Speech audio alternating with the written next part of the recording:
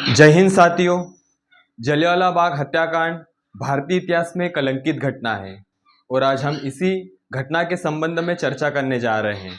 19 मार्च 1919 को रोलेक एक्ट लागू किया गया, जो आज़ादी के लिए चल रहे आंदोलनों पर रोक लगाने के लिए था, जिसके अंतर्गत ब्रिटिश सरकार को और अधिकार दिए गए, जिससे वह राष्ट्रीय नेताओं को बिना मुकदमे के जेल में रख सकती थी, लोगों को बिना वारंट के उन्हें गिरफ्तार कर सकती थी और उन पर बंद कमरे में बिना जवाबदेही दिए हुए पर मुकदमा चला सकती थी।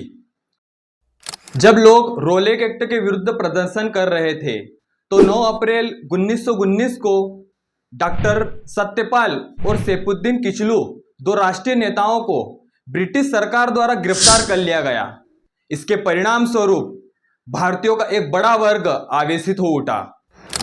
फिर अगले ही दिन 10 अप्रैल 1919 को सत्याग्रहियों पर गोली चलाने तथा राष्ट्रीय नेताओं को पंजाब से बाहर भेजने पर लोग विरोध कर रहे थे।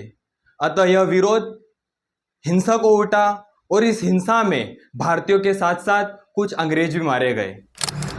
इस हिंसा को शांत करने के लिए क्षेत्र में मार्शल कानून लागू किया गया और स्थिति से निपटने की जिम्मेदारी एक ब्रिटिश सैन्य अधिकारी जनरल रेजिनाल्ड डायर को दी गई। जनरल रेजिनाल्ड डायर ने 13 अप्रैल 1919 को एक घोषणा जारी की और कहा कि 3 से अधिक व्यक्ति एक साथ एकत्रित न हो। 13 अप्रैल 1919 को अमृतसर के जलियांवाला बाग में डॉक्टर सत्यपाल और सैफुद्दीन किचलू की गिरफ्तारी के विरोध में हो रही जनसभा पर जनरल डायर ने अंधाधुंध गोलियां चलाई। ब्रिटिश सरकार की रिपोर्ट के अनुसार इसमें 379 व्यक्ति मारे गए और कांग्रेस समिति की रिपोर्ट के अनुसार इसमें 1000 व्यक्ति मारे गए। शंकर नायर ने जलियांवाला बाग हत्याकांड के विरोध में वायसराय की कार्यकारिणी परिषद के सदस्य से इस्तीफा दे दिया।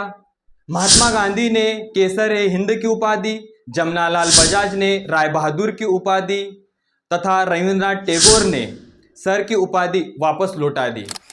19 अक्टूबर 1919 को जलियांवाला बाग हत्याकांड की जांच के लिए ब्रिटिश सरकार द्वारा लॉर्ड हंटर की अध्यक्षता में एक कमेटी का गठन किया, जिसे हंटर कमेटी कहा जाता है।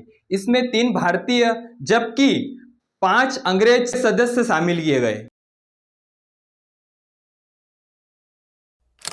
1920 में हंटर आयोग की रिपोर्ट आने पर जनरल रेजिनाल्ड डायर को पदोन्नत कर दिया गया और भारत में किसी भी पोस्ट पर न रखकर उसे वापस ब्रिटेन भेज दिया गया। 1927 में पैरालिसिस से उसकी मृत्यु हो गई।